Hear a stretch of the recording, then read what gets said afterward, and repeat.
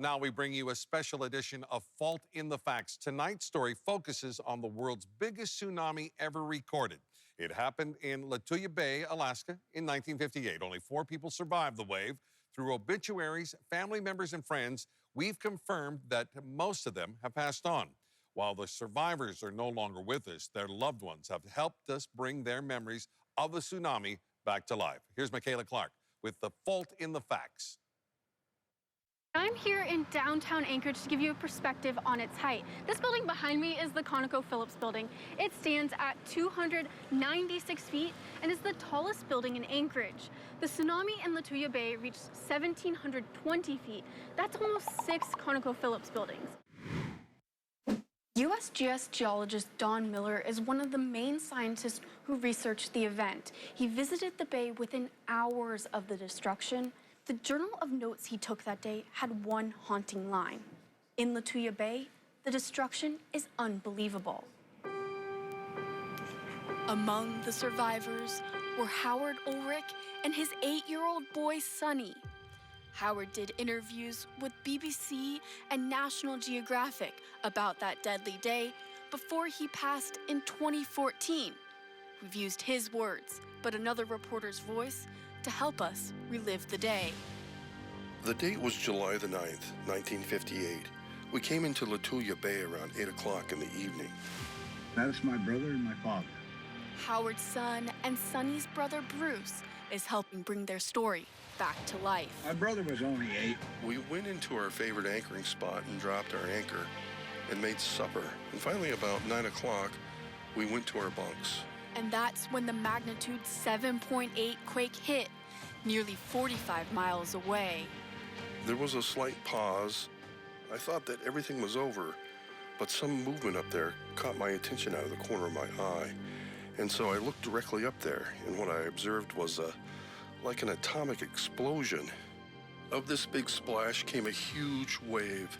It looked just like a big wall of water. In the same interview, Sonny says his dad threw him a life preserver and told him to start praying. Just coal black and full of logs, just straight up and down. It was actually a pretty horrifying looking sight.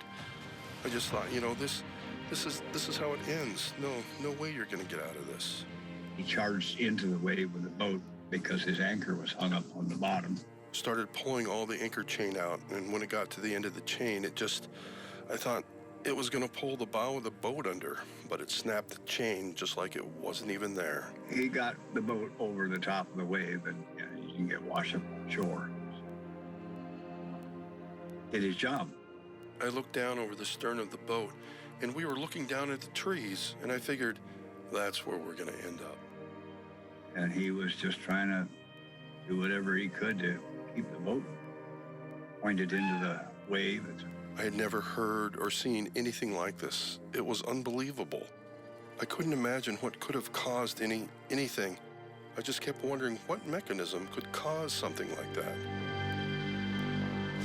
Even with the force of the world's largest recorded tsunami, Howard navigated the boat through the water that was sloshing on all sides of the bay. Once he had established that he was safe, he was trying to look for those other boats in the bay, and he had to run around all those backwash spouts that were slapping up 20, 30 feet or something in the air. And then, there, of course, there started to be a line of trees and logs that were beginning to form up like a big raft, and they were kind of forcing him out of the bay. It was later learned that one of the other boats, the Sunmore, was swamped near the bay's entrance. It went down with Orville and Mickey Wagner on board. They were never found. Mr. and Mrs. William Swanson, who were aboard the Badger, survived. While Bill Swanson miraculously survived this deadly tsunami in Lituya Bay, the place that almost took his life is where he would die nearly 4 years later. His obituary in Alaska Sportsman shows he died of a heart attack on his boat near the entrance of Lituya Bay. Ketchikan Sit News says it's the first time he had been back to the bay. Alaska's coastlines are hazardous, and if you enjoy them, which we all do, then you do put yourself at a calculated risk. And so it's important to be prepared, know the natural warning signs of earthquakes, landslides, and tsunamis, and to be prepared for the worst. Because as you pointed out, we have seen the worst in Alaska before. 1958 wasn't the first time a large wave was created in Lituya Bay. It's happened multiple times before. They were not as large as the 1958 tsunami. Scientists think there were 4 other instances, stretching from the mid-1800s to mid-1900s. Eyewitness accounts and evidence from the grounds around Lituya Bay indicate there were disastrous large waves in 1853 or 1854, 1874, 1899, and 1936. Most of the evidence associated with them, like scars on the banks and cut trees, you know, when folks arrived, they saw that there were different zones of tree heights. And so the most recently cleared areas had the shortest trees. But in 1958, most of that evidence was obliterated because it was larger. Multiple devastating waves in about a century. That's a lot. Salisbury says there are absolutely concerns that another destructive wave will come from Lituya Bay. But scientists say the probability of repeating the event is relatively low. The earthquakes in that part of the world will continue to happen. The likelihood for more large waves is almost inevitable.